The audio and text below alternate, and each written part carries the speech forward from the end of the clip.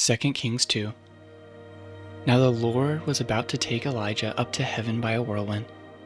Elijah and Elisha were on their way to Gilgal.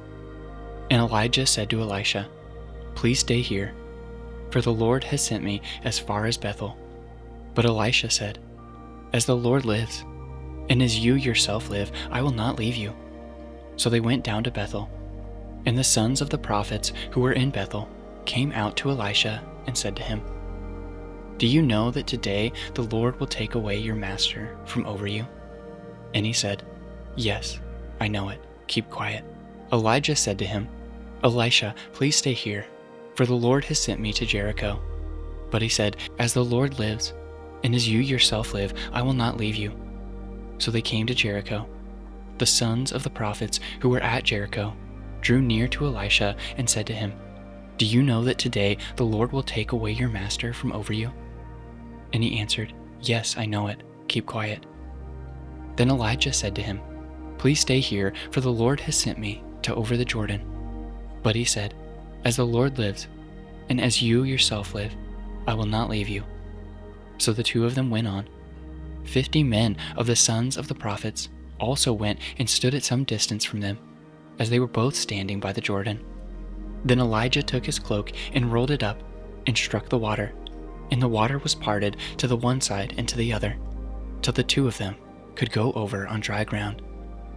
When they had crossed, Elijah said to Elisha, "Ask, what shall I do for you, before I am taken from you?" And Elisha said, "Please let there be a double portion of your spirit on me." And he said, "You have asked a hard thing, yet if you see me as I am being taken from you, it shall be so for you. But if you do not see me, it shall not be so."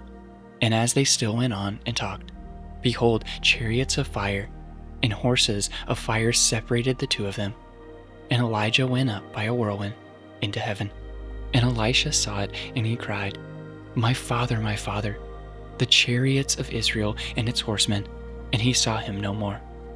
Then he took hold of his own clothes and tore them in two pieces. And he took up the cloak of Elijah that had fallen from him, and went back and stood on the bank of the Jordan.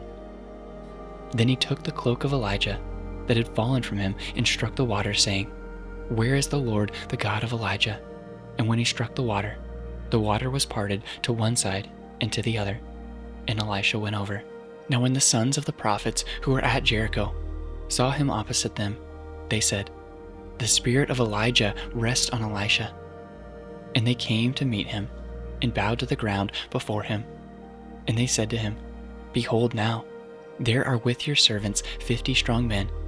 Please let them go and seek your master. It may be that the Spirit of the Lord has caught him up and cast him upon some mountain or into some valley." And he said, "You shall not send." But when they urged him till he was ashamed, he said, "Send." They sent therefore 50 men, and for 3 days they sought him, but did not find him. And they came back to him while he was staying at Jericho, and he said to them, "Did I not say to you, do not go?" Now the men of the city said to Elisha, "Behold, the situation of this city is pleasant, as my Lord sees, but the water is bad, and the land is unfruitful." He said, "Bring me a new bowl, and put salt in it." So they brought it to him. Then he went to the spring of water and threw salt in it, and said, "Thus says the Lord, I have healed this water. From now on neither death nor miscarriage shall come from it." So the water has been healed to this day, according to the word that Elisha spoke.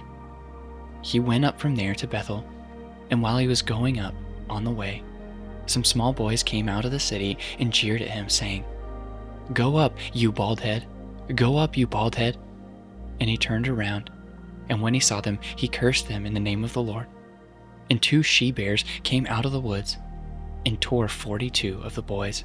From there he went on to Mount Carmel, and from there he returned to Samaria.